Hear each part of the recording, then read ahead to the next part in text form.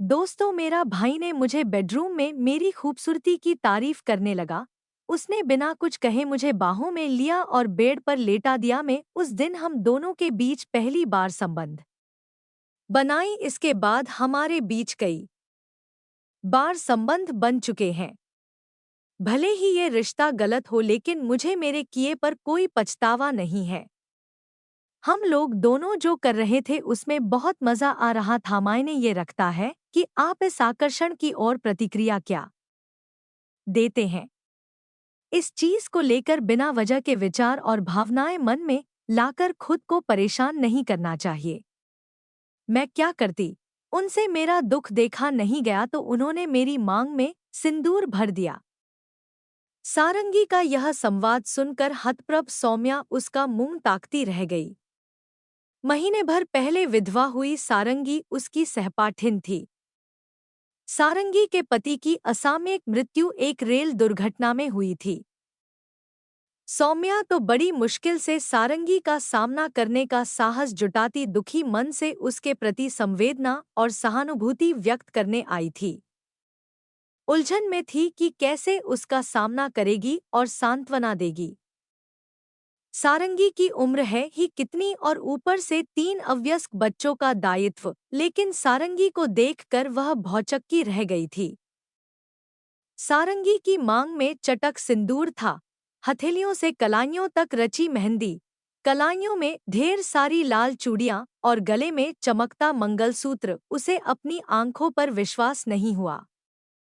विश्वास होता भी कैसे? तीज त्योहार पर व्रत उपवास रखने वाली, हर मंदिर मूर्ति के सामने सिर झुकाने वाली व अंधभक्ति में लीन रहने वाली सारंगी को इस रूप में देखने की कल्पना उसके मन में नहीं थी। वह तो सोचती आई थी कि सारंगी सूनी मांग लिए निपट उदास मिलेगी। सारंगी की आंखों में जरा भी तरलता नहीं थी और न ही कोई चिंता।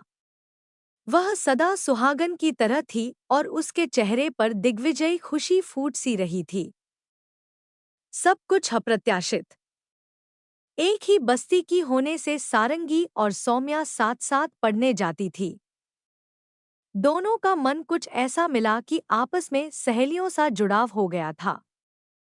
सौम्या की तुलना में सारंगी दोपहर को उस सूनी सड़क पर जैसे कोई छाया मंडरा रही थी। मनुष्य ने इस धरती के अनेक टुकड़े किए, देश महादेश बनाए। प्रत्येक देश और महादेश की एक परिसीमा तय की गई। प्राचीन काल से लेकर वर्तमान तक इन सीमाओं के लिए युद्ध होते रहे हैं। लेकिन कोरोना बिना अनुमति सीमाओं को तोड़ता हुआ अपना साम्राज्य फैलाया गया। बिना किसी पासपोर्ट, बिना कोई वीजा, आज वह विश्व के लगभग हर शहर में मातम बांटता घूम रहा है। उसके भय से सभी अपने अपने घरों में बंदी थे, जीवित रहने की यह महत्वपूर्ण शर्त जो थी।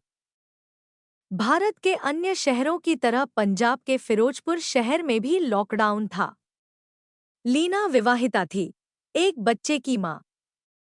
उसका पति अमरीश सिंह रेलवे में काम करता है। वे उसी हैसियत से रेलवे के क्वार्टर में रहते हैं।